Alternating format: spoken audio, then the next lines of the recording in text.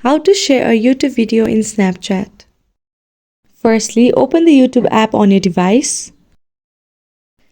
Once the YouTube app opens, go towards the video or search the video that you want to share.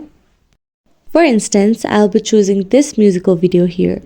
Once you select the video, click on the three dots on the right side of the video. Then you have to simply select on share. The other option for you is to simply tap on the video and you'll see a share option underneath the video. You'll be provided with many options where you have to click on Snapchat. Once you click on Snapchat, the Snapchat app will automatically open and something like this will appear on your screen. Now you can either send it to your friends personally by clicking on that blue send to button, which will take you to your friends list on Snapchat, and you can select your friends or select all and send to all your friends. Or you can simply add to your story on Snapchat by clicking onto that stories button. I hope this video is helpful. Thank you for watching and do subscribe to our YouTube channel.